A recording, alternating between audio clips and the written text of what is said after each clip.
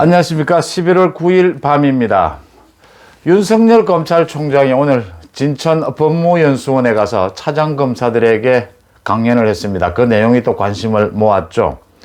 윤석열 검찰총장이 한 말은 간단하게 공정한 검찰, 국민의 검찰을 강조했습니다. 검찰의 주인은 국민이다 라는 걸 강조했습니다. 검찰의 주인은 문재인 정권이 아니라 국민이다.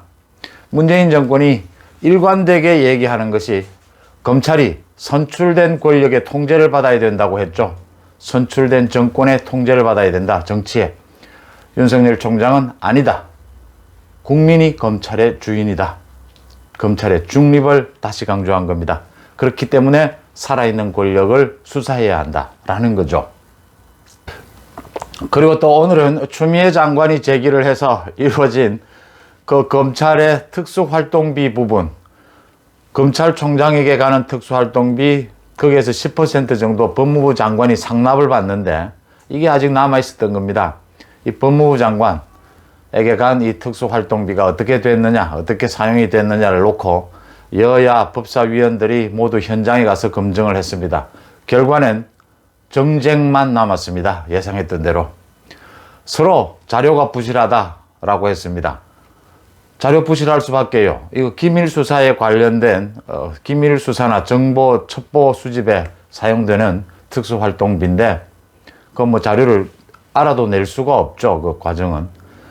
윤석열 검찰총장은 이 현장 검증을 앞두고 모든 내용을 밝힐 수 있는 모든 내용을 철저하게 다 공개해서 자료를 다 제출하라 라고 지시를 했고, 추미애 장관은 이게 윤석열 검찰총장 감찰하려고 한 내용인데 자신에게 칼 것이 향하니까 또 10% 상납을 받고 있는 게 드러나니까 법무부가 사실은 이 수사나 기밀 수사나 기밀 첩보를 모으는 이 자금을 쓸 이유는 없죠.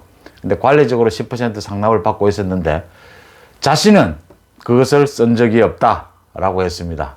자신 앞 선임들은 다 썼다는 얘기죠.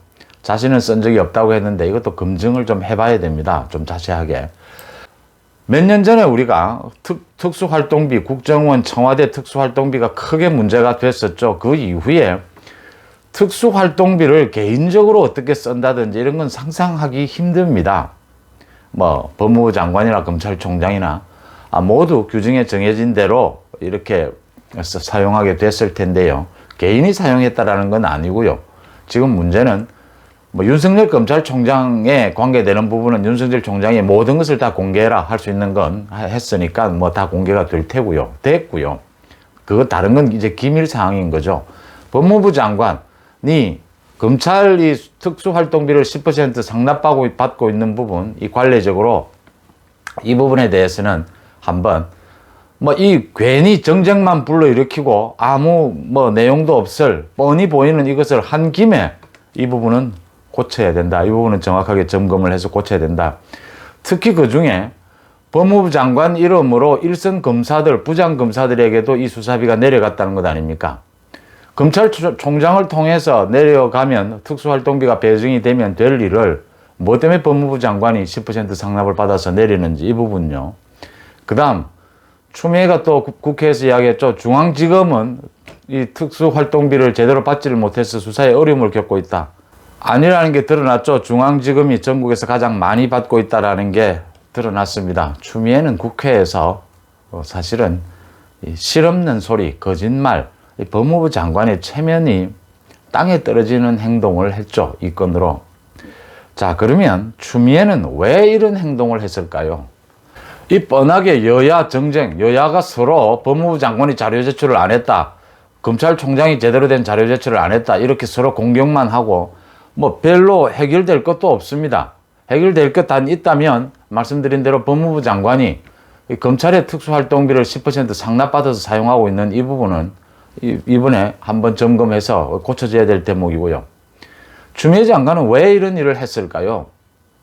뭐 여러 가지 여야 의원들의 의견을 종합해 보면요, 정황은 지금 대전지검에서 하고 있는 원전 조기 폐쇄에 대한 저수사를 막아야 하는데 또다시 수사 지휘권을 발동하기에는 부담스럽고요. 뭐 여러 가지 윤석열 검찰총장을 제어해야 하는데 마땅한 방법이 없다는 겁니다.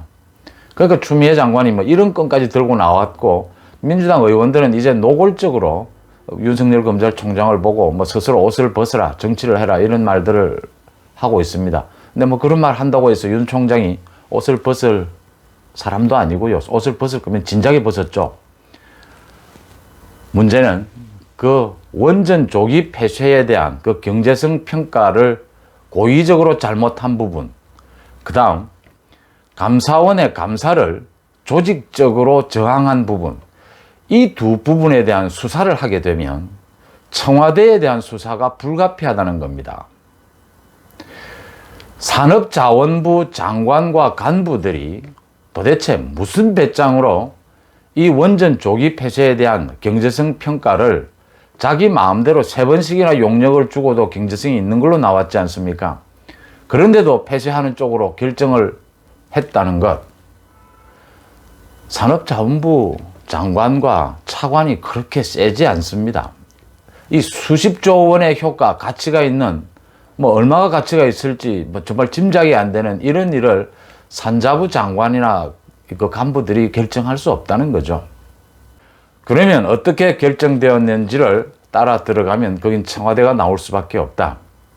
그 다음 최재형 감사원장이 얘기한 대로 감사원장이 된 이후에 감사원에 대해서 이렇게 거세게 저항하는 것을 본 적이 없다.